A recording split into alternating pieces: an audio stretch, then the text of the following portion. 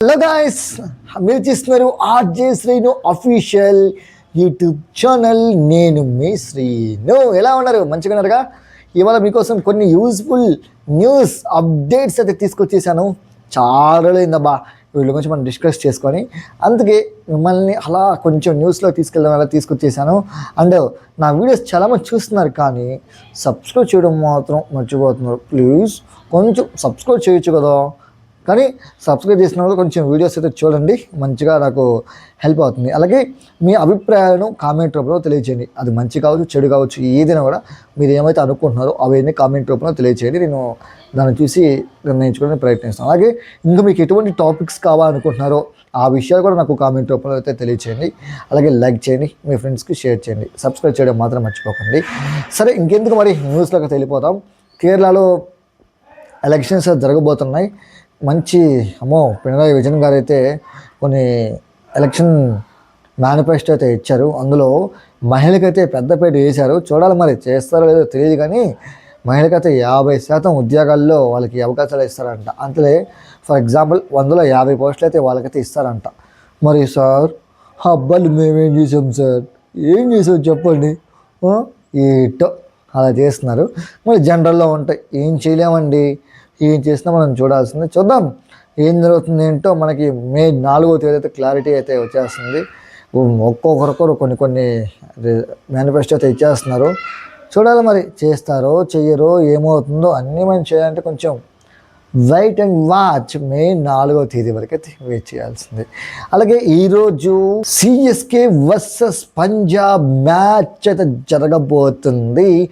చూద్దాం మరి ఎవరు గెలుస్తారో ఏమవుతుందో. నిజంగా ఐపీఎల్ చాలా చాలా ఇంట్రెస్టింగ్గా జరుగుతుంది, చాలా మంచిగా జరుగుతున్నాయి, అన్నీ కూడా మంచిగా అవుతున్నాయి. మిమ్మల్ని నేను చెప్తున్నా, నా ఫేవరెట్ టీం ఏది అని చెప్పి మిమ్మల్ని ఊరించేస్తున్నాను. ఇవాళ నేను చెప్పేస్తాను. నా favourite team is CSK, Chennai Super Kings. My favourite cricketer is MS Dhoni. ఏమంటో ఎంఎస్ ధోని అంటే గుర్తొచ్చింది. ఎంఎస్ ధోని గారిది ఒక త్వరలో అయితే 2 వారాలు రారు అని చెప్పేసి మనం అనుకున్నాం, కానీ త్వరలో అయితే సిఎస్కే అయితే వస్తున్నారు, ఆడబోతున్నారు.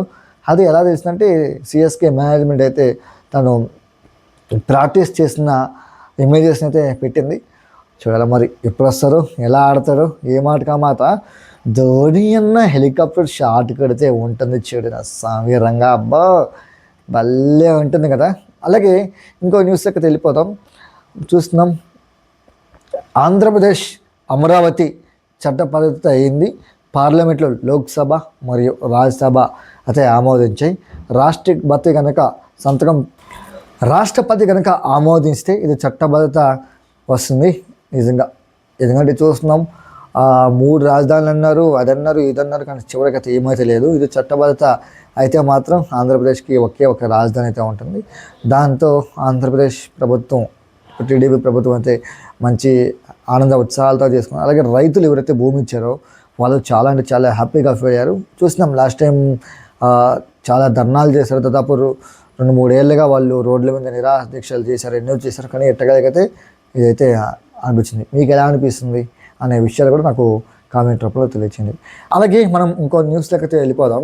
నాసా 5 మందిని అయితే చంద్రుడి మీదకి అయితే పంపించింది.